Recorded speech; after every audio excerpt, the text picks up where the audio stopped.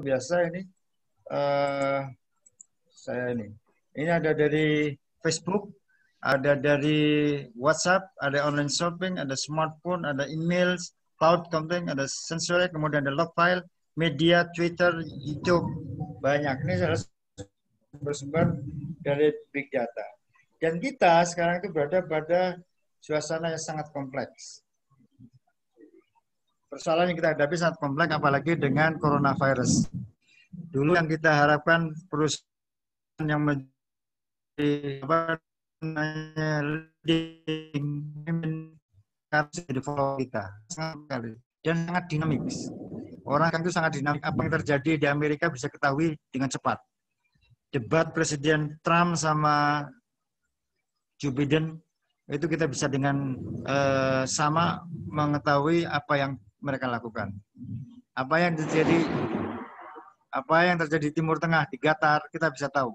Ketika Qatar diblokade oleh negara-negara termasuk, ini teman-teman nggak saling memblokade kan, walaupun negaranya diblokade, Qatar diblokade sama Arab Saudi, diblokade sama tetangganya lagi. Ketika saya ke sana nggak bisa lewat situ Pak, diblokade. Berarti sangat dinamis. Ya, kemudian kita berada pada suatu yang uncertainty, yang penuh dengan ketidakpastian. Sekarang hebat perusahaannya jadi pemimpin dalam waktu yang tidak terlalu lama gulung tikar. Saya ingin sampaikan hotel itu hampir semuanya dengan coronavirus ini berhenti.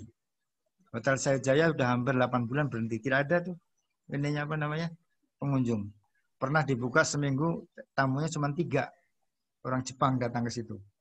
Padahal listriknya sentral, AC-nya sentral, ya nggak cukup untuk bayar listrik sama AC aja. Berarti ketidakpastiannya luar biasa. Oleh karena itu yang kita dituntut adalah agility. Agility adalah ketangkasan. Anda kerja di Qatar, kerja di Arab, kerja di Kuwait itu sangat dinamik sekali. Coronavirus yang dulu begitu banyak tamu karena umroh. Sekarang nggak ada orang umroh. Tadi yang dari Arab Saudi, di rumah sakit Kimfat, sepi kan, nggak ada umroh kan. Nggak ada haji. Kemarin Indonesia nggak ngirim haji. Sangat sepi sekali. Itu adalah ketidakpastian. Oleh karena itu kita harus agility. Agility itu tangkas. Cepat menyelesaikan diri. Cepat kita bisa mengambil suatu sikap untuk bisa merespon perubahan yang terjadi. Kalau kita statis, maka kita akan mudah ditinggal orang. Oleh karena itu filosofinya ada change or die, berubah atau mati gitu aja sudah. Nggak ada pilihan lain karena luar biasa. Nah untuk itu maka dengan menggunakan big data itu, pertama kita bisa melakukan cost saving. Perusahaan yang dulu banyak membayar konsultan, banyak membayar orang-orang ahli, tidak perlu lagi. Karena semua data bisa kita ambil. Kita dengan cepat menggunakan software tertentu bisa ngambil semua data. Kemudian time reduction. Kita bisa mereduce waktu yang begitu lama dulu, kita dengan cepat. Kita ingin tahu bagaimana perkembangan di Qatar. Kalau dulu kita harus datang ke sana. Tapi sekarang tidak perlu. Dengan adanya big data semua sudah terupload di udara, kita tahu apa sih tren yang akan terjadi di Qatar. Komunikasi yang diupload oleh orang Qatar itu apa bisa kita pelajari. Kemudian yang terakhir nih, yang berikutnya adalah product development. Sehingga kita ini sering membuat produk nggak laku. Kenapa nggak laku? Karena produk yang kita kembangkan itu adalah supply side. Supply side itu dari keinginan kita membuat warung di Qatar misalkan buka warung cendol atau kalau di Jakarta atau nasi kredok itu di Qatar mungkin nggak laku itu. Di Arab buka nasi kredok itu nggak laku itu. Yang lakunya sehari paling 1 yang beli anaknya atau saudaranya, orang dari Cianjur atau orang dari Sukabumi. Kenapa? Karena itu basisnya adalah supply side. Kita yang menentukan. Kita membuat produk, kemudian kita yang menjual. Apakah boleh? Boleh. Tapi kita perlu waktu yang lama. Kita perlu promosi yang kuat. Kita perlu relasi yang banyak. Dengan big data kita bisa tahu apa sih sesungguhnya tren, keinginan orang sebagian besar itu apa. Ini dengan begini ini kita bisa tahu. Dengan HP di tangan aja kita bisa tahu semua apa namanya keinginan pelanggan. Tren pendidikan ke depan seperti apa? Kalau kita masih menggunakan sistem face to face di kelas, ini masih ada di Qatar, dari Kuwait, dari Arab Saudi nggak bisa ikut. Tapi dengan kita adaptasi dengan perubahan lingkungan, kita buka digital learning atau distance learning, maka yang dari Kuwait, dari Qatar, bahkan saya sedang proses dengan Uzbekistan untuk bisa menerima mahasiswa dari sana. Dari Pakistan kemarin sudah daftar ada 5 atau 7 orang untuk masuk ke MK3L. Ini sedang proses. Nah, kita bisa mengembangkan produk sesuai dengan keinginan. Kalau kita membuat produk baru sesuai dengan keinginan pelanggan, pasti laris. Pasti laku habis dijual. Tapi kalau kita membuat produk seperti keinginan kita, sulit. Berkembangnya sulit. Jadi ada dalam proses product development itu ada siklus namanya validate, proses kematian. Jadi setelah berkembang terus dia tidak laku, kemudian dia baru akan tumbuh lagi. Ketika tidak laku itu kalau kita tidak bisa melakukan inovasi, ya akan tidak laku terus, akan decrease terus. Yang terakhir adalah decision making. Pengambilan keputusan menjadi lebih cepat, lebih akurat. Bagaimana kita bisa melakukan analisis, katakanlah mau membeli saham. Kalau dulu kita misalkan kalau Ekawati punya duit 100 miliar mau beli saham, apa? Bingung dia. Harus pakai konsultan. Bayar konsultannya 2,5%, 2,5 miliar. Tapi dengan big data, nggak perlu itu. Cukup nanti ada software tertentu, lihat tren di pasar global seperti apa, kemudian putuskan dalam waktu tidak terlalu lama, paling mungkin 1 jam, dan lebih valid, lebih cepat, lebih murah.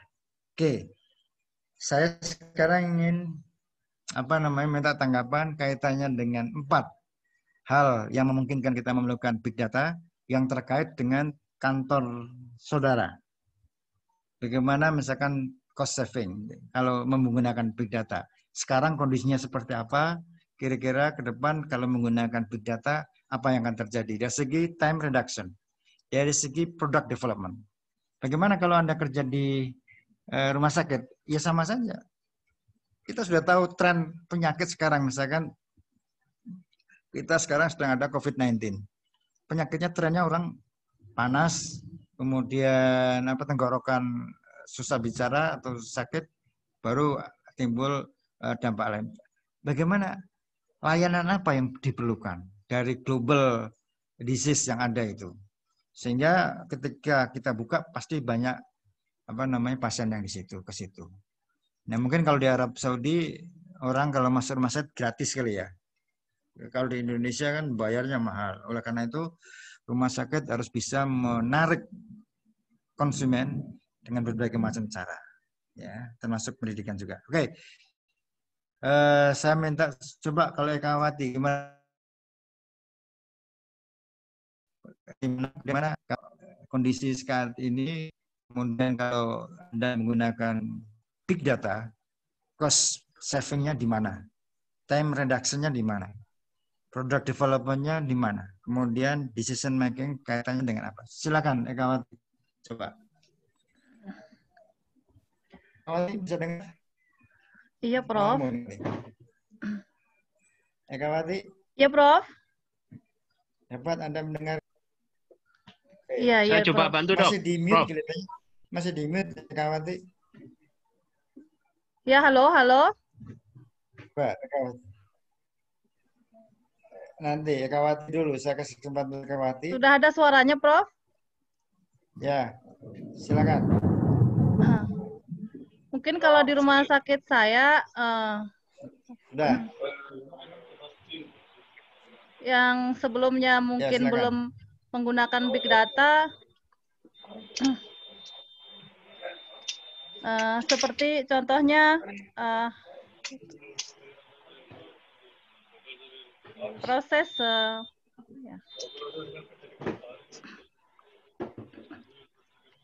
baca dari segi time reduction-nya atau product development atau decision making-nya? Apa kira-kira yang Anda rumah sakit itu perlu memanfaatkan big data untuk memanfaatkan 4 aspek itu? Apa kira-kira?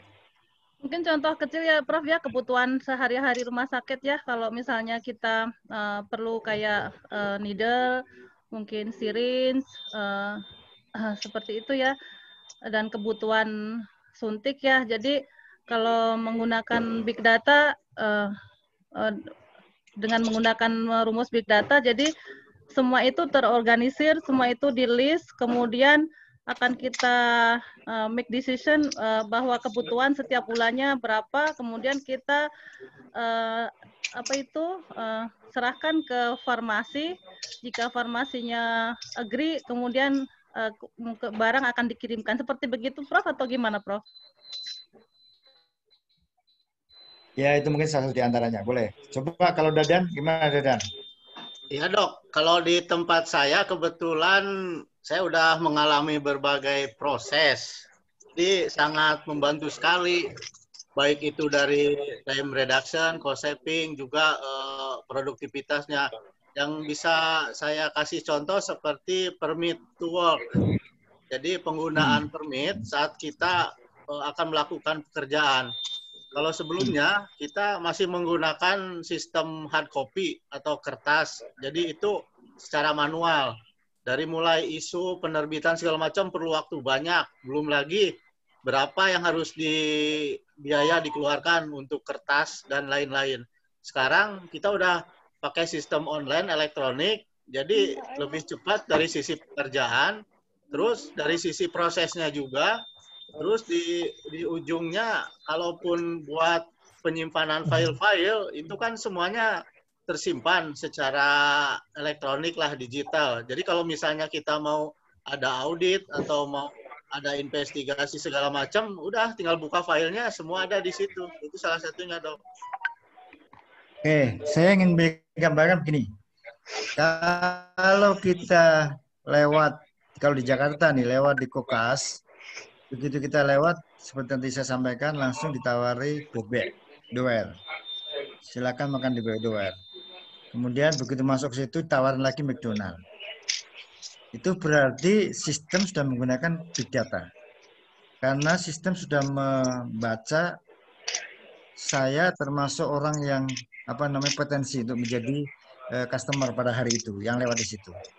Padahal saya tidak pernah menggunakan profil saya mengirim ke restoran bebek doer misalkan. Itu sudah menggunakan big data. Tetapi kalau saya datang ke Kokas, kemudian saya duduk, datanglah pramusaji, Pak, siapa namanya? Pak Holil. Klik, dia sudah punya data. Oh, Pak Holil itu biasa kalau sini dia makannya masih berpikir ini bukan itu. Itu yang actual di sana bukan itu.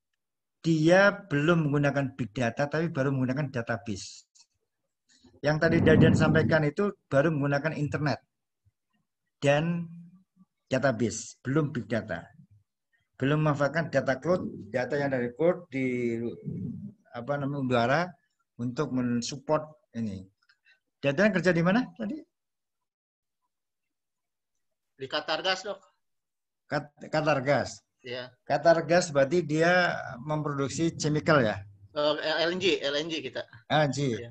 LNG sebetulnya dia tahu bagaimana supply energi, demand energi di dunia bisa dibaca di big data itu, trennya seperti apa, pemanfaatan LNG itu untuk apa saja, sehingga dengan begitu maka produk-produk LNG itu bisa dipersiapkan atau bisa ditawarkan ke negara-negara yang memang membutuhkan. Katakanlah mungkin Amerika, bisa juga Indonesia atau negara yang lain. Itu sudah menggunakan big data. Jadi kita tidak punya database kita. Karena kalau database kita, misalkan begini, saya sama juga misalkan. Ada seorang yang setiap jam 12 dia GoFood. GoFood dia minta mie. Setiap jam 12 mie. Setiap jam 12. Maka kalau dia menggunakan database, dia tahu si A, si B setiap jam 12 pakai data butuh mie. Maka dia siapkan Sehingga nanti begitu dia datang tinggal makan. Itu dia menggunakan database. Tapi kalau dia menggunakan big data, dia menggunakan yang ada di cloud, maka kita tahu orang-orang yang setiap jam 12 itu siapa saja yang perlu GoFood. Dia bisa lihat dari data-data yang ada di cloud itu, dia bisa lihat si A pesan ini, itu kan semua terupload semua ketika kita pesan GoFood. Sehingga dia bisa tawarkan kepada beberapa orang yang tidak hanya orang itu saja, Anda sudah saatnya untuk pesan mie misalkan dari kami. Nah, itu berarti sudah menggunakan database, ya. Jadi database itu data big data.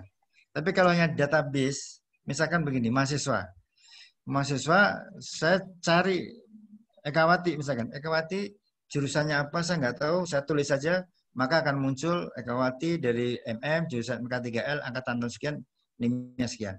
Itu database. Saya sudah tahu Ekawati sudah bayar atau belum nih. Tapi kalau saya ingin menggunakan big data, maka saya lihat di jejak digitalnya Ekawati itu apa yang diupload Ekawati. Kemudian dia sering komunikasi dengan siapa. Dia sering merespon kebijakan pemerintah seperti apa. Sehingga saya tahu Ekawati ini nanti kalau misalkan ada pilkada, dia pasti akan masuk golongan ini, kelompok ini. Sehingga saya hanya akan memberikan visi misi dari salah satu contoh kepada salah satu calon pada Ekawati yang dia condong untuk ke situ. Jadi seperti itu, agak beda ya cara menggunakan database sama data big data.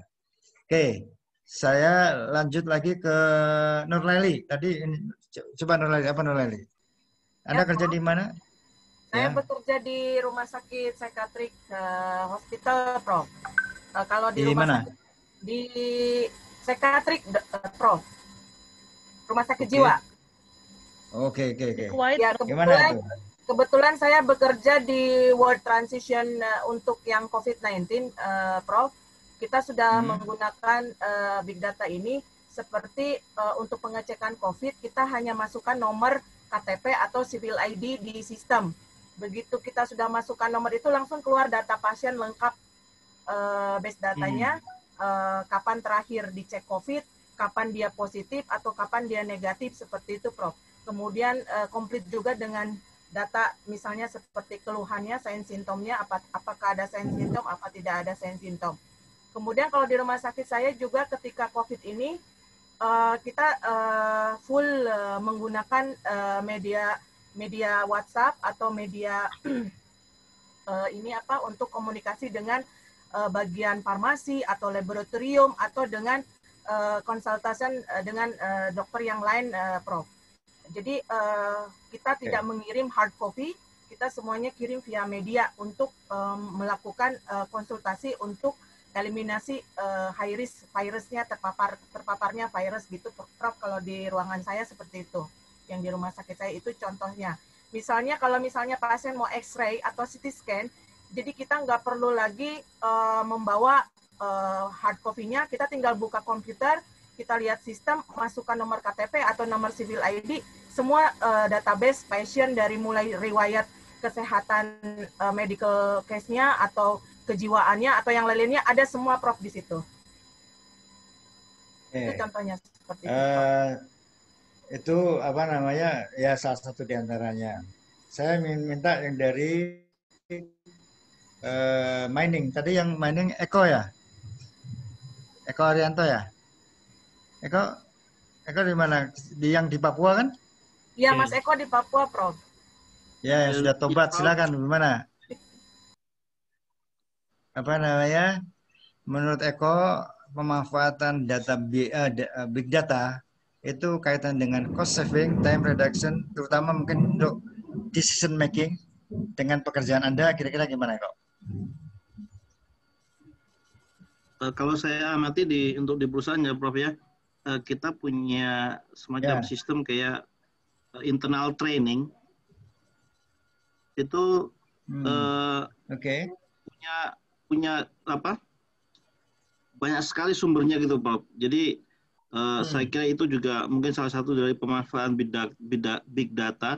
Jadi bukan hanya dari kita ya sumbernya, teman, dari seluruh dunia gitu. Jadi untuk training itu lebih efisien dan kita tidak perlu mengirimkan orang keluar, tapi dari table sendiri, dari desktop kita sendiri sudah bisa gitu loh. Kalau dari Salah satunya kaitan yang saya dengan amatin tuh. Oke. Kalau Muhammad Gufron coba gimana? Komentar Anda kerja di mana dan bagaimana kantor Anda apakah sudah memanfaatkan big data? Kemudian bagaimana dengan cost saving, time reduction, product development, and decision making? Coba Muhammad gimana? Maaf, Prof. Kalau saya masih baru lulus S1, belum kerja. Ini pun masih ngajar aja biasa di sekolah. Prof, dari Saudi mungkin, Dok. Prof, dari Saudi. Silakan dari Saudi. Siapa? Silakan. Ya, Bu Ade ya, Dok. Ini saya dari Najran. Sebelum ada big data ini, pasien itu menggunakan hard copy. Jadi kalau saya bekerja itu pagi-pagi yang ada appointment, misalnya ada 20 sampai 30 pasien dari jam 9 sampai jam 12. Jadi saya membawa dari medical record itu 30 hard copy, berat. Nah, setelah adanya ini big data ini, jadi pasien itu hanya di itu aja, udah ada di medical record itu udah lewat komputer, udah semua ada berapa yang pagi, berapa yang sore. Jadi kita nggak perlu lagi pergi membawa-bawa file itu. Kemudian kalau misalnya perlu itu result MRI atau laboratori, nggak usah kita nyari-nyari lagi ke X-ray.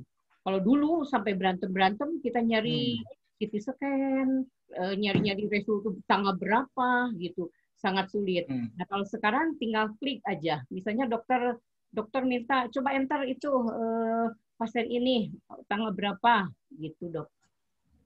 Medicine dan laboratorium. Sangat membantu sekali. Sangat membantu sekali. Terima kasih.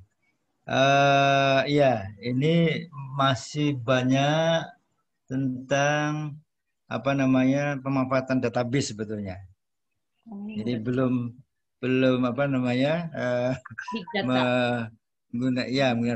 tapi nggak apa-apa. Ini masih agak confused big data dengan database, tapi nggak apa-apa. Dari kebingungan itulah nanti akan muncul tambahan pengetahuan. Oke. Ya, Prof. Naimah dari mana, Naimah, coba? Saya kerja di mana? Ya. Saya di rumah sakit juga, Prof. Sebelum di sini. Yang saya rasakan itu ketika saya bekerja di klinik, di rumah sakit, di poli. Jadi kalau mau cari file, mungkin seperti Bu Adi juga ya, kalau mau cari file itu biasanya buka-buka file, yang itu yang membutuhkan waktu. Tapi untuk sekarang, kemarin itu sebelum saya tinggalkan rumah sakit itu, saya cukup klik nomor medical recordnya pasien, itu sudah langsung terbuka semua, kapan dia datang ke rumah sakit, dia sakitnya apa, itu sudah terbuka semua. Itu terus kemudian yang saya rasakan juga kalau kondisi pasien, biasanya kan kalau kita pantau kondisi vitalnya pasien itu kan lewat perawat yang datang setiap beberapa menit atau setengah jam memantau kondisi vitalnya, tensinya berapa, suhunya berapa. Tapi sekarang itu pasien dipasang dengan monitor yang dengan monitor itu sudah terpampang suhunya berapa, tensinya berapa. Jadi udah nggak perlu bertanya lagi, nggak perlu cari-cari lagi, sudah langsung melihat di monitor. Yaitu memang big data memudahkan dan memang mereduce cost dari rumah sakit juga. Ya. Tadi ada yang di pekerjaan di swasta, ada yang yang di Kuwait sudah, Qatar sudah, Arab Saudi sudah, Madinah. Tadi Madinah siapa? Madinah siapa ya tadi Madinah? Saya, Dok. Kemala, Dok. Mala, silakan Kumala. Gimana Kumala? Kamu di Madinah? Dok. Kalau di tempat saya semuanya sudah terorganisasi di komputer, Dok, untuk cost saving-nya. Dan karena sekarang lagi COVID-19, berhubung saya di ruang operasi, berhubungan dengan kontak dengan pasien, dengan darah, dengan segala macam, kita menggunakan PPE, Personal Protective Equipment. Oke. PPE untuk protective clothing, baju yang untuk apa namanya, untuk berhubungan dengan pasien COVID. Situ. Jadi untuk apa namanya, penggunaan juga sudah terorganisasi dari kepala ruangannya sendiri. Kalau misalkan sudah ada misalkan ada pasien yang mau operasi dan pasien itu sudah terinfeksi dengan COVID-19, nah kita apa namanya, memberikan PPE ini secara keseluruhan kepada dokter yang menanggulangi dan anestesi juga, terus technician OR sama technician anestesi juga untuk menggunakan PPE tersebut. Oke, terima kasih. Saya minta satu lagi komentar. Silakan yang ingin berkomentar.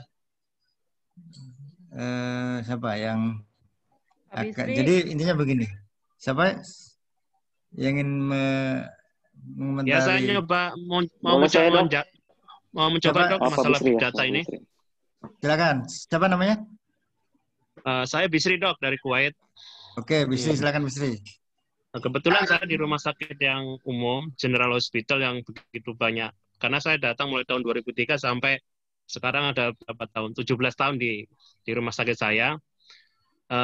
Mungkin saya ngomongnya masalah database dulu. Kuwait itu kelebihannya dia punya database yang terintegrasi dengan big data. Dalam artian di Kuwait itu semua akan identifikasi orang itu hanya dengan civil ID number. Jelas tadi yang diceritakan masalah rumah sakit, jelas data base data itu ada karena semua akan terekod di medical record seperti itu. Tapi hebatnya di Kuwait itu dengan nomor civil ID itu bisa koneksi langsung dengan sistem kepolisian, Dok. Mereka punya big data langsung, mulai nomor telepon, posisi, setiap orang tuh ada di data mereka itu. Sehingga ketika itu hubungannya kita kan nanti keluar dari negara, kita hubungan dengan perpanjangan izin tinggal itu semua akan terekod di situ di big data mereka. Sehingga mereka bisa ngeblok anytime perjalanan kita dan apa namanya itu pergerakan kita di negara Kuwait seperti itu. Kalau dari cost saving-nya jelas mereka akan lebih nggak mengeluarkan uang banyak kan karena semua ada termonitor di sistem mereka, di sistem CID mereka seperti itu. Mungkin itu Prof mungkin untuk tambahan big data. Baik. Terima kasih. Siapa tadi? Bisri, Dok. Bisri.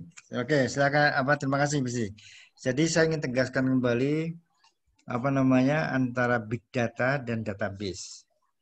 Big data itu datanya tidak kita miliki, tidak berada di kita. Tapi datanya ada di cloud. Cloud itu bahasa Indonesianya awan ya? Atau kita katakan di udara. Awan. Ya, di udara. Kita katakan di udara. Dan saya sudah memanfaatkan itu. Semua data-data saya, ijazah saya, S1, S2, S3, ijazah anak saya, ijazah istri saya, sertifikat rumah, kemudian BPKB mobil, saya scan, saya simpan di cloud. Bagaimana caranya? Saya email ke alamat email saya. Aman saya. Sehingga kalau ada apa-apa, agak lebih aman. Dan saya bisa memanfaatkan di mana saja. Saya ada di Indonesia atau di luar negeri, saya bisa memanfaatkan. Suatu saat ketika saya di Eropa, ada orang minta ijazah saya tinggal buka email saya kirim. Tapi kalau saya simpan di safety box di bank, mungkin itu fisiknya di sana, tapi saya nggak bisa memanfaatkan kecuali saya harus ambil. Nah, database itu berarti kita punya kumpulan data-data yang kita simpan. Contohnya apa? Rumah sakit itu punya pasti ada data-data pasien yang disebut sebagai apa? Yang kartu pasien itu apa namanya? Medical record. Medical Medical record. record. Ya, medical record. Itu begitu saya datang ke rumah sakit, cuman diminta silakan. Ini ada apa? Geledak yang sangat besar. Ini lagi hujan gede di Jakarta. Begitu saya datang ke rumah sakit, cuma diminta nomor ID-nya berapa, Pak. Kemudian saya masukkan sekian-sekian, dia tahu, oh Bapak terakhir masuk bulan Juli ya. Bapak sakit ini ya. Bapak obatnya ini. Oke, itu namanya database. Kemudian kita ke bank, mau transaksi, di bank diminta, Bapak nomor PIN-nya berapa? Kita masukkan PIN, kemudian kita bisa melakukan transaksi, baik untuk transfer dan lainnya. Itu namanya database. Kemudian apa namanya? Kita mau ngurus apa namanya izin. Kalau di Indonesia ngurus izin itu jelimet. Kemudian ngurus izin kita ditanya berapa nomor, kalau di apa namanya di Kanada itu disebut sebagai serial insurance number (SIN), ya kan? Jadi apa nomor itu bisa digunakan untuk apa saja. Tapi kalau di kita itu kita ke RT ditanya fotokopi KTP, nanti di kelurahan tanya lagi, kemudian kalau di kantor kecamatan ditanya lagi, di kantor apa namanya wali kota, bupati ditanya lagi. Padahal harusnya enggak begitu. Kita minta nomor serial insurance number kalau di Kanada atau Amerika, kalau di kita namanya nomor KTP, itu sebenarnya sudah ada semua. Bapak alamatnya di mana? Di bank tuh kalau kita ingin buat bank, maka kita ditanya BI checking. BI checking itu kita mengecek apakah misalkan apa masjid misalkan. Masjid pernah punya persoalan nggak dengan bank?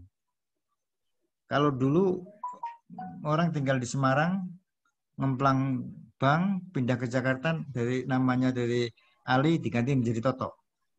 Di Jakarta ngemplang bank lagi, pindah ke Medan, namanya diganti apa namanya Joni. Itu bisa dilakukan. Tapi sekarang dengan KTP nasional, database-nya sudah tersimpan nasional, begitu dimasukkan nama kita, itu akan terlihat kita tinggal di mana, nomor KTP-nya berapa, pernah utang bank enggak. Itu namanya database. Tetapi kalau kita lihat ingin menggunakan database, maka kita akan lihat dengan COVID-19 ini, maka kecenderungan orang menggunakan bank itu menjadi sangat kecil. Kita lihat transaksi semua menggunakan digital.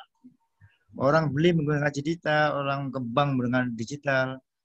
Sehingga apa yang dilakukan oleh bank? Maka bank merubah sistemnya. Dari sistem tadinya suruh datang, sekarang cukup menggunakan dikasih password, dikasih ini, dia bisa transaksi apapun juga. Ini adalah respon terhadap database, big data. Ya, di ini.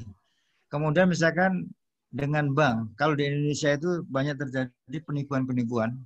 Misalkan apa namanya, Anda mendapatkan hadiah, nomor Anda mendapatkan hadiah 75 juta. Saya sering dapat gitu tuh. Maka Anda hubungi ini. Kalau bank itu sebetulnya apa namanya responsif, dia lihat di cloud itu banyak orang mengeluhkan adanya seperti itu, maka dia sudah melakukan security system.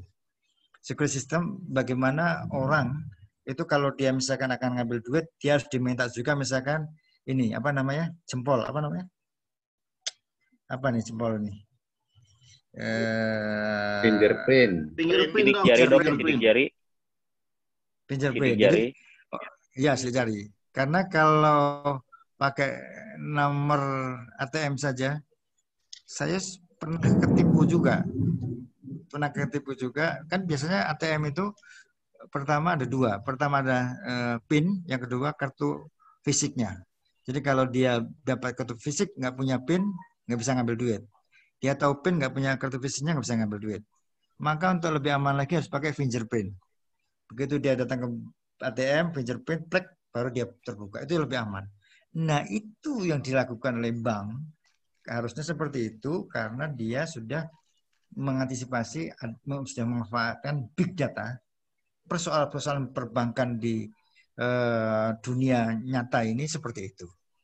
Kemudian, kalau misalkan tadi saya sampaikan, kalau Anda ingin mengembangkan suatu produk, maka harus melihat apa sih sebetulnya dibutuhkan di komunitas masyarakat, mungkin global ataupun nasional.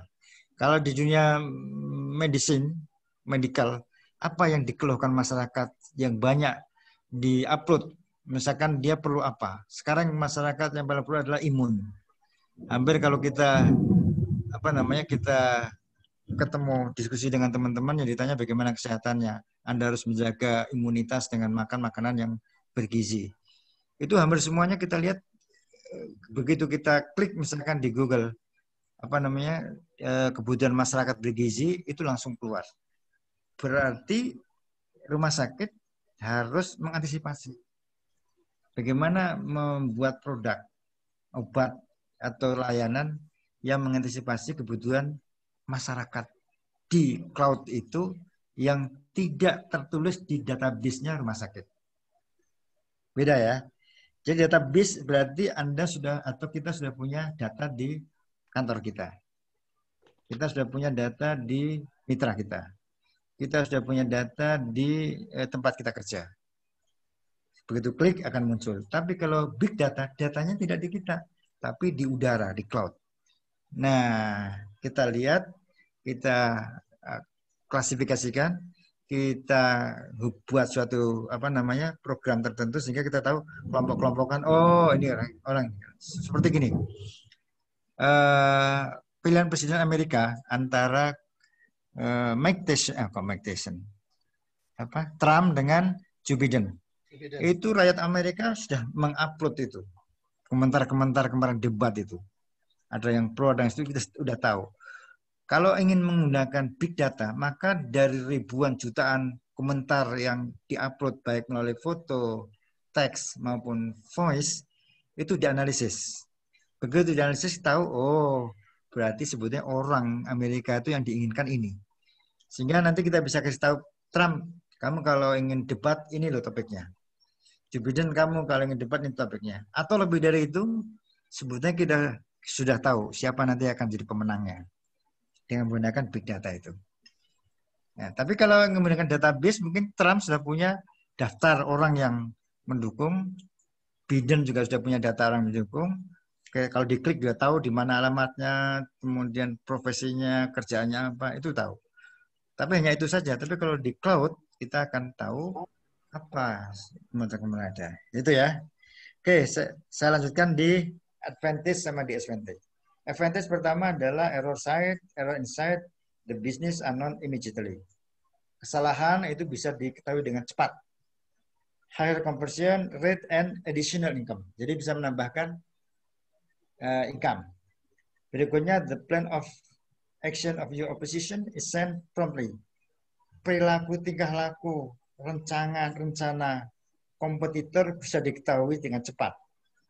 Kemudian, exhaustion can be recognized the minute it happen. Jadi kesalahan atau persoalan-persoalan dihadapi itu bisa diketahui dengan cepat setelah terjadi. Kemudian prinsip dari database itu adalah increase speed, tadi itu time reduction, efisiensi, capacity, kaitan dengan kapasitas, and scalability of storage. Jadi penyimpanannya bisa besar sekali. Kemudian business can utilize outside intelligence. Jadi bisnis dapat menggunakan gabungan dengan menggunakan kecerdasan outside intelligence yang sekarang disebut sebagai artificial intelligence itu untuk cepat mengambil keputusan. Kemudian improve customer service. Kemudian ini early identification of risk, dapat mengidentifikasi risiko dengan lebih cepat, dengan lebih awal. Kemudian better operational efficiency. Nah, ini adalah keunggulan. Tentu masih banyak keunggulan-keunggulan yang lain. Efisiensi, kemudian lebih teliti, lebih murah, kemudian bisa melayani pelayanan dengan Baik. Ada yang komentar dari the advantage of big data? Siapa yang ingin berkomentar atau ingin bertanya, silakan. Ya, mau nanya Pak, boleh dok? Prof. Silakan, sebut namanya ya. Oh, Dadan, Prof. Oke. Ya, Prof, ini Dadan, kan silakan, Dadan. kalau yang cloud ini mungkin dari sisi informasi lebih terbuka. Nah, sekarang dari sisi security-nya gimana tuh, Prof? Misalnya yang tadi bilang, misalnya kita upload data ini, data pribadi atau apa kan, tapi suatu saat mungkin servernya ada yang ngejebol atau emang ya itulah kira-kira pertanyaan saya dari sisi security-nya. Oke, saya kasih satu lagi tadi. Nanti saya akan coba jawab secara bersama-sama. Silakan yang lain. Saya Prof. Bisri dari Kuwait. Oke, Bisri. Ya, Prof, masalah big data ini masalah penting banget. Masalah yang kadang-kadang dunia ada dipegang oleh big data ini. Siapa yang menang dalam big data, dialah yang menang dalam power dalam suatu negara dunia. Jadi yang saya pertanyakan itu, Dok, apakah ada etika atau hukum yang mengatur nih, Dok, Prof? Dalam artian kita punya HP nih, saya lihat di Google Map tuh, setiap detail pun sekarang kita bisa melihat itu kemana kita lari. Apalagi badan intelijen itu bisa melihat kemana aja kita pergi gitu. Apalagi badan pertahanan gitu, Prof. Ada nggak undang-undang atau security dunia yang mengontrol ini seperti bisa di ini dalam artian dalam high tech-nya itu? Itu aja, Prof. Oke, baik, terima kasih. Ada dua pertanyaan. Ya, pertama. Kalau satu lagi boleh, Dok? Dok, boleh, Dok. Satu. Menarik. Satu lagi, Dok. Oh, pertanyaannya. Satu lagi, silakan. Satu lagi dengan Kosasi, Dok. Kosasi, Dok. Kosasi dari Papua Barat. Saya ingin bertanya, Dok. Tadi Profesor menjelaskan bahwa big data ini bisa menganalisis ya, Dok. Jadi saya lebih tertarik lagi, kalau bisa menganalisis berarti ini adalah sebuah tool ya, Dok, ya. Jadi itu artinya dalam melakukan penelitian dan menggunakan semacam artificial intelligence yang digunakan untuk menganalisis sesuatu, begitu, Dok. Nah, yang saya pertanyakan itu model seperti apa nih, Dok, tool yang bisa dijadikan atau menggunakan big data ini sehingga kita bisa menganalisis dalam jumlah yang besar, gitu, Dok. Apakah sekarang sudah ada secara online di website yang bisa kita akses ketika kita ingin menganalisis, kemudian kita bisa mendapatkan hasilnya, Dok, dari analisis tersebut. Terima kasih, Dok. Baik, terima kasih. Ya, nanti saya akan coba blended jawabannya. Pertama dengan security, kemudian kerahasiaan. Ya, security itu memang menjadi problem. Nanti salah satu disadvantage dari big data itu adalah security. Saya pernah mengembangkan sistem informasi dengan LAPAN. LAPAN itu lembaga antariksa negara, mengembangkan sistem informasi ikan. Jadi sistem informasi ikan itu nanti akan memberikan informasi kepada para nelayan, jam sekian, tanggal sekian, hari ini ikan Anda berada di posisi ini. Sehingga kalau datang dia tinggal ngambil saja. Itulah yang dilakukan oleh pencuri-pencuri ikan dari Taiwan, dari Vietnam, dari RRC. Dia sudah tahu di mana posisi ikan pada jam tertentu, kemudian hari tertentu, tanggal tertentu. Dia menggunakan yang disebut sebagai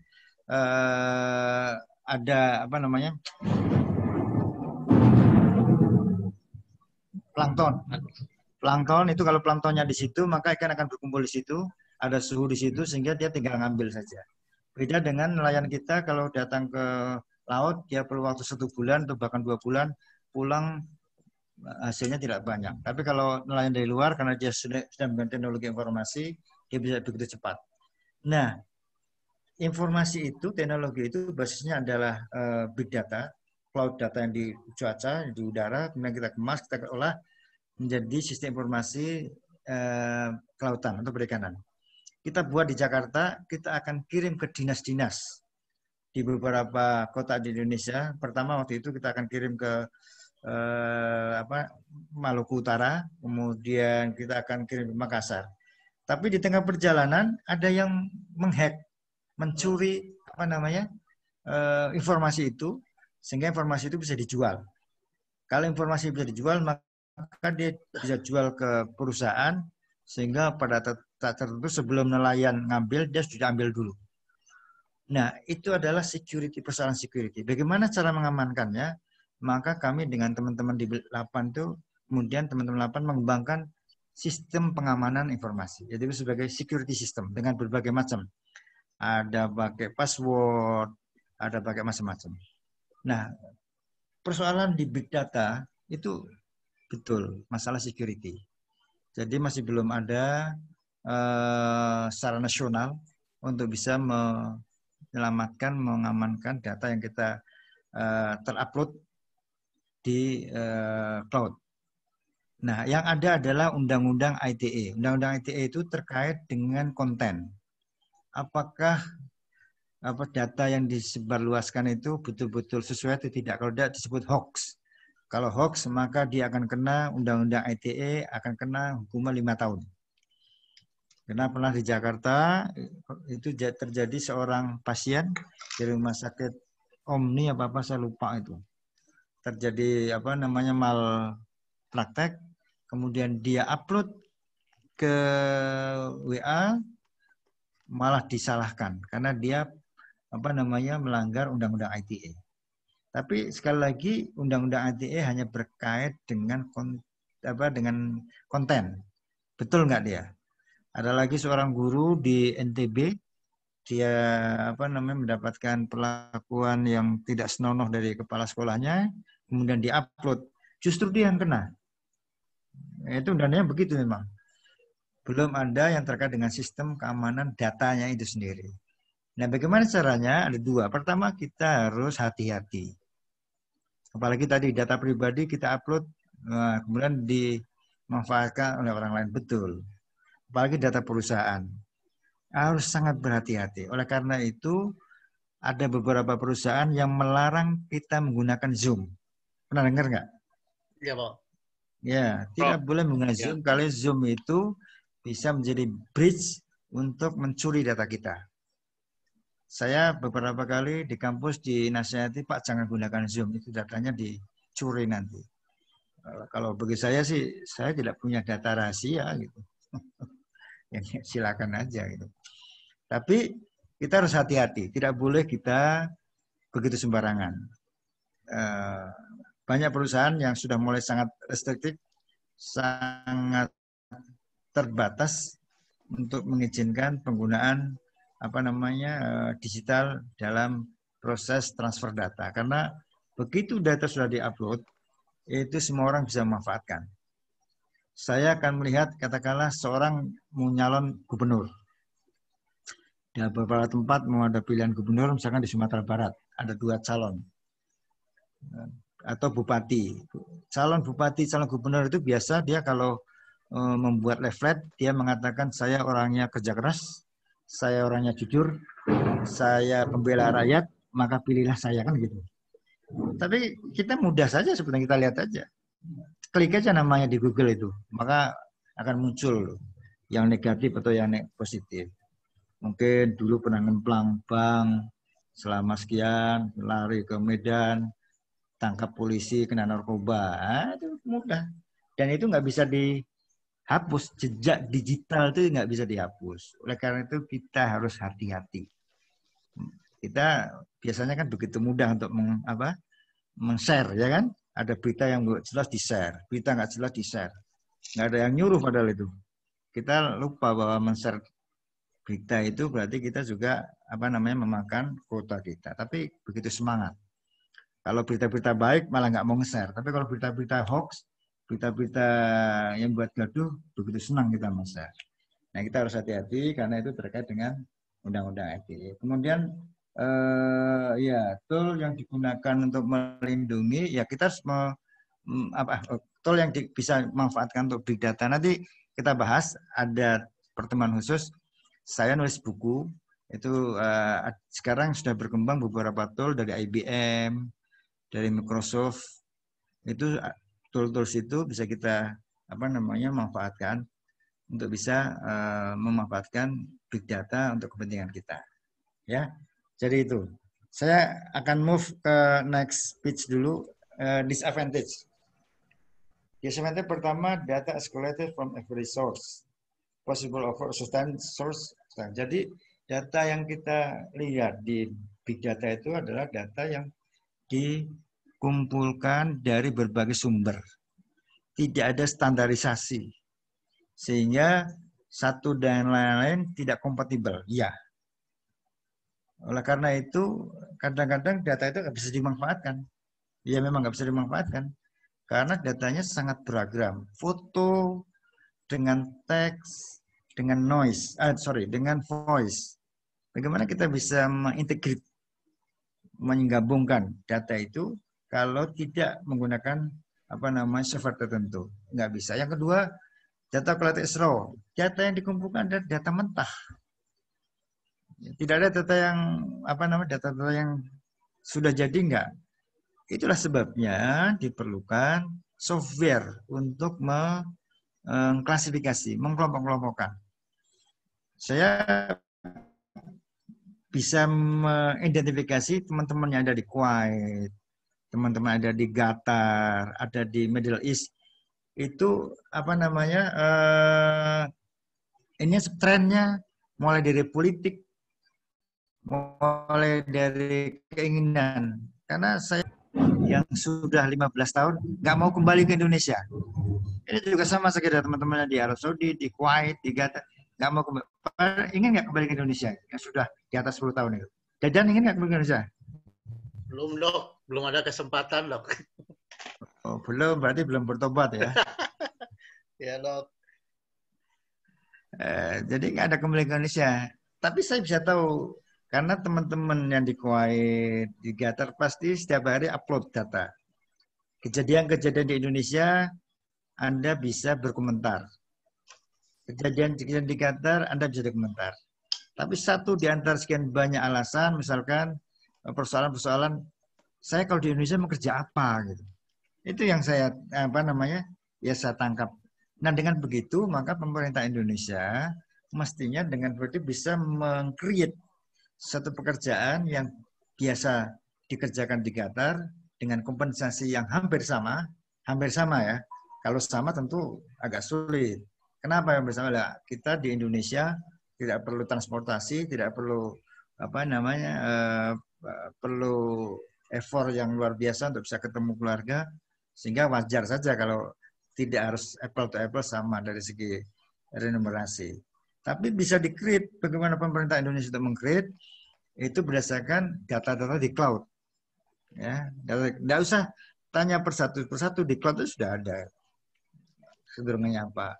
Termasuk misalkan kalau kita ingin mengirimkan, menyediakan di Kuwait minimal requirement misalkan apa keterampilan dasar yang harus dipenuhi, itu bisa kita gunakan seperti itu. Tapi nyatanya data-data ini data raw yang harus dianalisis. Kemudian security is one of the key issues of big data. Ya tadi ditanyakan itu kerahasiaan, security. Memang itu kelemahannya. Dan masing-masing unit, masing-masing perusahaan, masing-masing lembaga mengamankan dirinya sendiri dengan membuat security system sendiri. Bisa. Orang mau masuk ke usaha harus pakai password.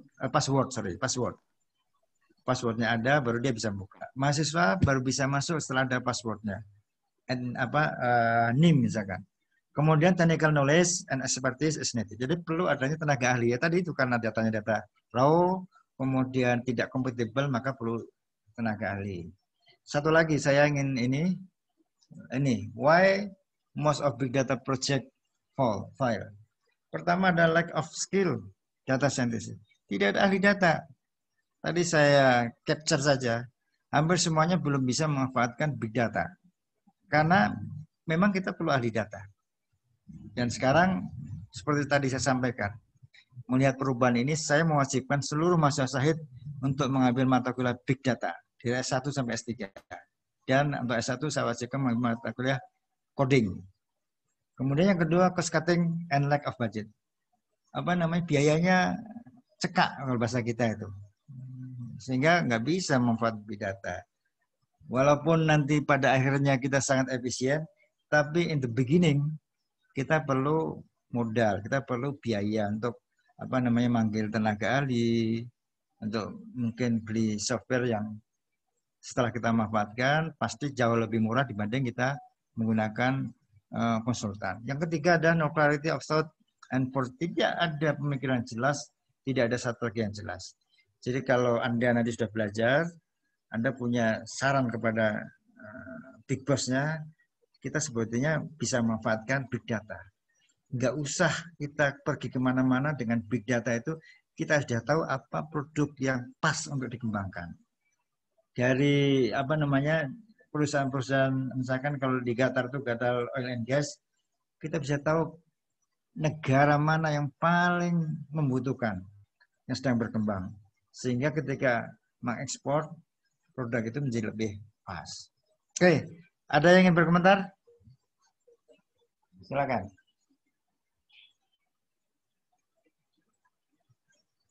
Siapa yang ingin berkomentar? Baik untuk di Advantage maupun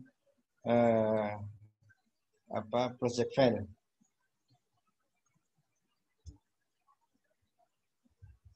Siapa yang ingin berkomentar?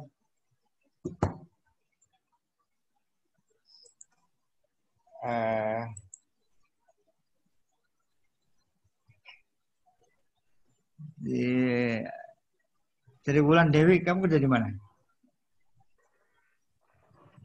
Dok, di Kuwait, Dok. Di rumah sakit, Dok. Oh, sama dengan Ibu Nurleli di Psychiatric Hospital. Yes, betul. Dison, coba Dison, kamu kerja di mana, Dison? Papua. Oh, di Papua. Nah, ini di Papua. Coba bagaimana apa namanya kaitannya dengan disadvantage, advantage atau project file of data. Bisa berkomentar? Iya, selamat malam Profesor. Terima kasih. Untuk Big Data sendiri di Project BP Tangguh itu salah satu aplikasinya adalah yang saya perhatikan berkenaan dengan prosedur. Jadi di Project Tangguh itu kita memiliki banyak sekali kontraktor dan kita banyak sekali memiliki subkontraktor. Dan prosedurnya itu prosedurnya adalah dokumen yang live. Jadi tiap berapa bulan sekali itu akan direvisi. Dan prosedur itu yang menjadi acuan dalam bekerja, peraturannya segala macam. Dan semua prosedur itu jumlahnya ribuan, bahkan mungkin puluhan ribu. Dan itu kita memiliki satu sistem yang kita sebut dengan ShareCat. ShareCat itu seperti share folder, yang setiap employee yang mempunyai komputer, mereka memiliki akses untuk mencari prosedur apapun. Jadi pada saat masuk login ke ShareCat itu, kita mau cari seandainya prosedur tentang lifting, maka akan keluar semua prosedur yang berkenaan dengan lifting. Dan itu sangat membantu sekali dalam pekerjaan, sehingga setiap orang itu mempunyai kesempatan untuk mengetahui apa sih standar-standar dari proses lifting segala macam seperti itu. Dan tentunya itu sangat membantu sekali kepada seluruh subkontraktor untuk dapat menerapkan pekerjaan sesuai dengan standar, sehingga tidak ada alasan lagi mereka mengatakan bahwa kami tidak mengerti prosedurnya, karena setiap orang memiliki akses tersebut. Dari cost-nya sendiri itu tentu sangat cost saving sekali karena paperless, sehingga kita hanya mengakses melalui internet. Gitu. Mungkin itu salah satu aplikasi dari Big Data di Project BP Tangguh. Oke. Saya kasih kesempatan satu atau dua orang untuk memberikan respon atau bertanya, silakan. Prof, mau tanya, Prof. Silakan, sebut namanya. Vidi, Prof. Oke. Belakangan ini banyak sekali kan ya, Prof, penipuan seperti sekarang lagi marak itu dengan WhatsApp, Prof. Jadi seperti ada hack untuk semua kontak data dan dia mengaku misalkan sebagai saya gitu. Dan ya modusnya UD juga dok, Prof. Itu gimana hubungannya dengan big data, Prof? Ya, baik. Terima kasih. Ini pertanyaan bagus. Jadi kita banyak ketipu atau ditipu. Mereka sebenarnya sudah memanfaatkan big data mereka itu, penipunya itu. Saya berapa kali mendapatkan informasi nomor Anda dapat hadiah 75 juta. Dari mana dia tahu nomor saya? Saya tahu dia penipu gitu. Saya pernah juga karena kesel ngerjain juga. Akhirnya dia minta nomor rekening kita. Saya ikutin saja nomor rekeningnya. Terus dia meminta saya untuk ke mesin ATM. Saya tidak ke mesin ATM. Saya bilang ya saya ke mesin ATM. Dia minta nomor rekeningnya berapa? Saya bilang 125 250 375 400. Dia marah gitu kan. Karena saya juga jengkel juga itu mendapatkan seperti itu. Banyak sekali. Oleh karena itu ini adalah bagian daripada privasi kita yang terganggu di dunia digital ini. Kita memang tidak bisa lewat dari dunia digital ini karena memang kita berada di situ. Persoalannya kita menjadi pemain atau kita dipermainkan. That is only the problem. Ya, jadi kalau kita ingin jadi pemain, maka kita belajar seperti ini. Kita bisa tahu, oh begitu data itu. Sehingga kita perlu katakanlah software nanti yang kita akan bahas pada pertemuan berikutnya bisa memanfaatkan. Tapi kalau kita ingin dipermainkan, ya seperti tadi. Yang begitu mudah kita datanya pribadi kita, keluarga kita, perusahaan kita dimanfaatkan oleh orang-orang yang tidak bertanggung jawab. Dan yang paling penting memang kita harus hati-hati. Hati-hati. Saya kalau dapat itu WA, saya baca langsung hapus. Saya sangat selektif untuk men-share. Karena ya itu tadi. Saya tidak ingin seperti ada seorang profesor di Undip, mungkin Anda tahu, dia di jejak digitalnya dibuka di cloud, dia sering mengkritik pemerintah, sehingga diberhentikan dari profesornya dari Undip. Dia profesor masih tetap, tapi diberhentikan sebagai PNS. Itu karena jejak digital nggak bisa dihapus. Orang mengatakan, ini lucu juga. Allah saja pemaaf. Ini jejak digital nggak bisa memaafkan kita. Oke, satu lagi yang ingin memberi komentar sebelum kita tutup. Prof, boleh sharing, Prof? Saya, Dok. Silakan sebut nama. Saya, Pak. Saya, Dok. Njang. Oke, Njang, silakan. Ya, tadi menyambung yang tadi kasus yang profesor itu. Apa hubungannya big data dengan kedaulatan negara? Dulu kita sempat dengar server Indonesia itu dipegang oleh negara lain. Betul. Nah, apa hubungannya dengan keamanan sistem negara, kedaulatan negara lah? Apakah tidak mengenal batas teritori ya mengenai big data ini antar negara? Oke, terima kasih. Tentang keamanan negara ya. Tadi satu lagi siapa yang bertanya biar sekaligus. Tadi yang sudah nyebut siapa satu lagi? Ya, Prof. Silakan sebut namanya. Eko, Prof. Eko Arianto dari Papua. Eko, silakan Eko. Oke, silakan ya, Eko. Mungkin minta pendapatnya dari Prof. Kasus dari perusahaan saya yang kemarin ya. Saya sempat bekerja di salah satu perusahaan internasional EPC company dunia lebih dari 12 tahun. Jadi kita punya semacam big data sendiri, server, karena kita perusahaannya lintas negara. Jadi semua dari branch Dubai dan Middle East, Asia, Afrika itu kita punya semacam server sistem sendiri gitu, Prof. Cuman beberapa tahun 2019 itu ada instruksi dari IT supaya kita itu setiap data disimpan di cloud. Dalam hal itu disarankan di OneDrive. Karena sebenarnya OneDrive ini dia punya keamanan yang lebih bagus daripada server yang disediakan perusahaan kita sendiri. Ada masalah besar setelah kita menang tender di Thailand itu, ternyata ada hacker yang bisa jebol server perusahaan kita, dan akhirnya data-data yang kita punya secara corporate itu hancur, Prof. Kecuali data-data yang kita simpan dalam cloud tadi. Gimana itu, Prof? Oke, baik. Pertanyaan pertama, keamanan negara. Betul. Jadi big data ini tidak mengenal batas teritorial. Semua data yang ada di kita, percakapan kita itu di Amerika sudah tercapture semua. Bahkan jika menggunakan satelit tertentu, semut aja bisa terdeteksi itu dari satelit itu. Artinya semua kekayaan kita, semua potensi itu sebenarnya sudah terdeteksi. Itulah salah satu kelemahannya big data atau digital society ini. Tetapi kita tidak bisa mengisolasi diri. Seperti kalau ada orang penyakit corona, isolasi di rumah nggak bisa. Kita berada di suatu negara yang perlu interaksi dengan yang lain, atau kita perlu komunikasi dengan yang lain, sebagaimana kita hidup di rumah tangga, baik di Qatar, di Arab Saudi, atau dimanapun juga, kita pasti berinteraksi dengan lain.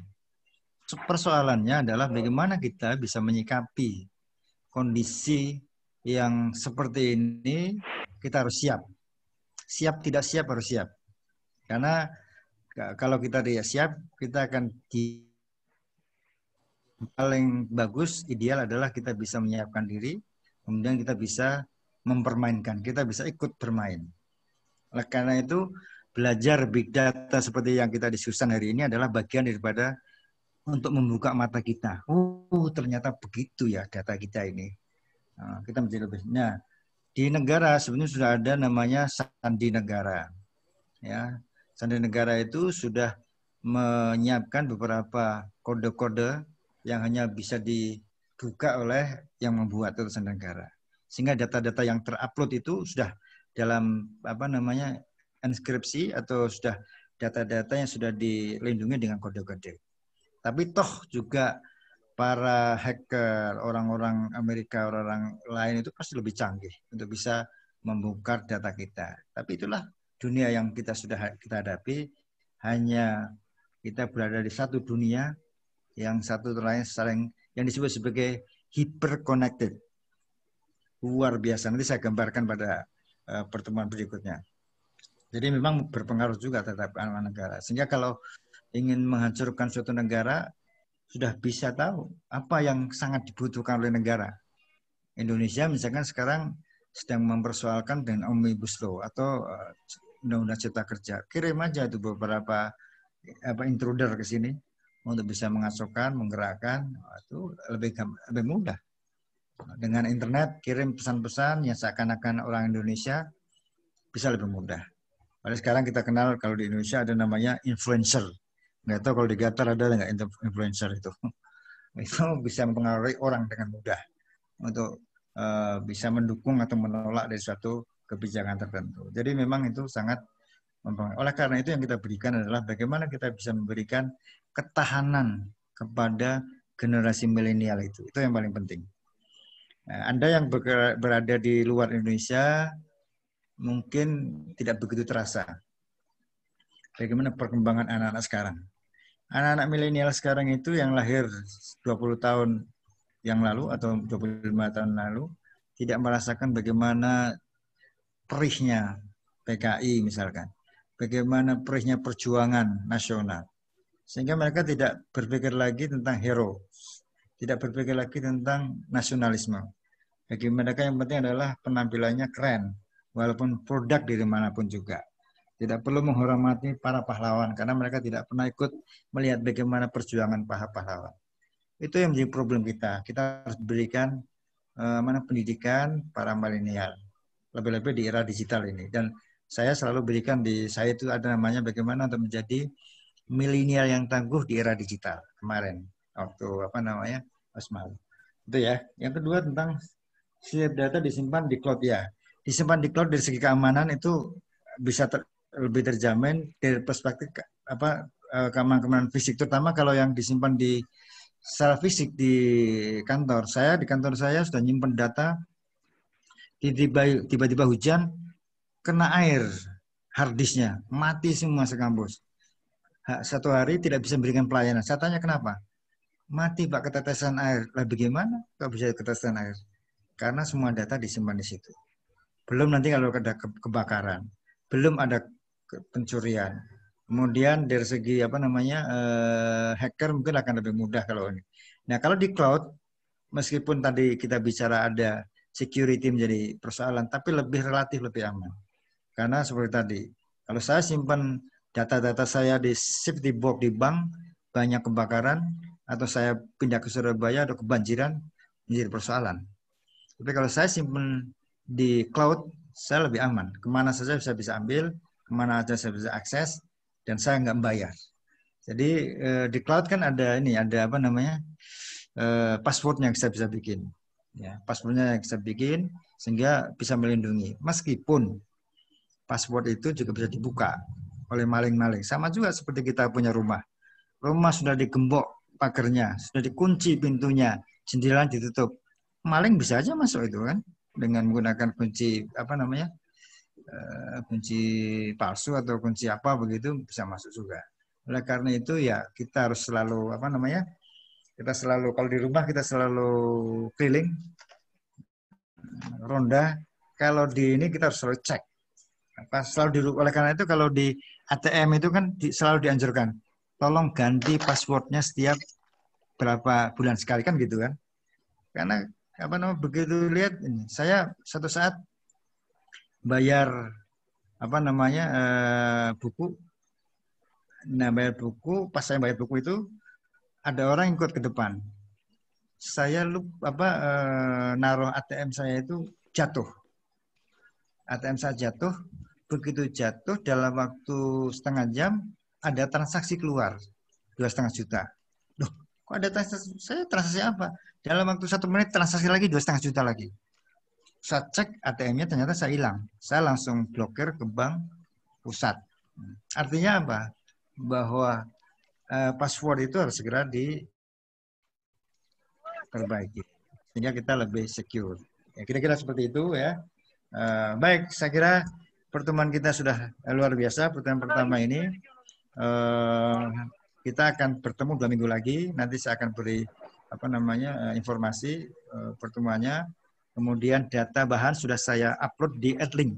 Nanti Anda semua buka Adlink ya untuk menyatakan bahwa Anda hadir di Adlink. Kehadirannya ditulis di Adlink dan Anda harus memberikan respon di Adlink, apa tanya atau apapun juga. Karena sebetulnya ini sudah kita siapkan di Adlink, tapi ternyata tadi salah satu di antara Anda menyiapkan link Zoom, sehingga saya pindah dari Adlink ke link Zoom. Baik, saya kira pertemuan kita akhiri, dan salam buat saudara-saudara, keluarga, salam sehat.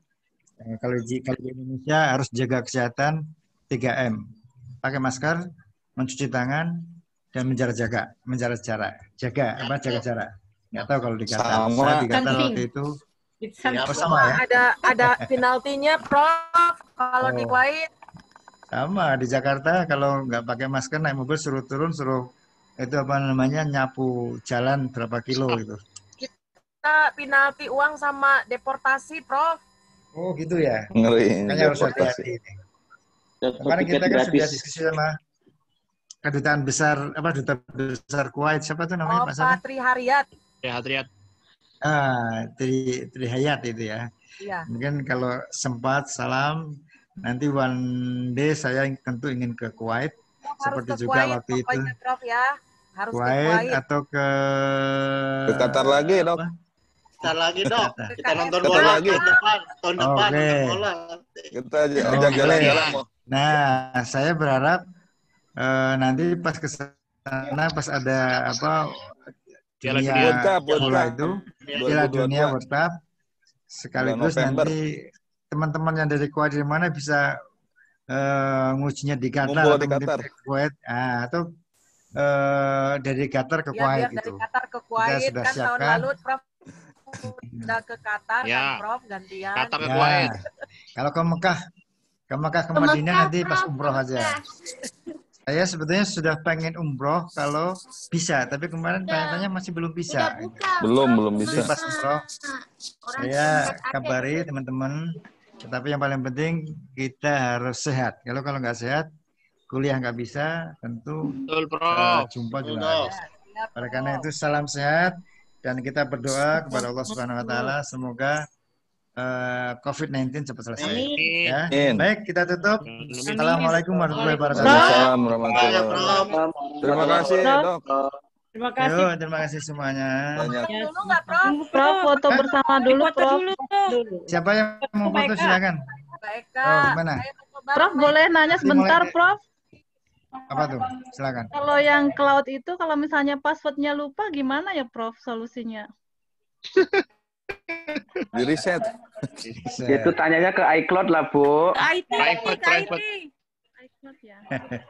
Jadi ada juga kalau ini saya baru saja lupa password. Mau mau kirim duit ke istri saya 3 kali salah password di blok. Waduh, repot juga jadi nggak bisa kirim duit. Mau transfer. Saya lupa. Oke, silakan yang mau foto siapa? Ya, siap ya. Page pertama ya. Ya, 1, 2, 3. Ya. Salam ketiga. Sebentar. Diulang. Ketiga.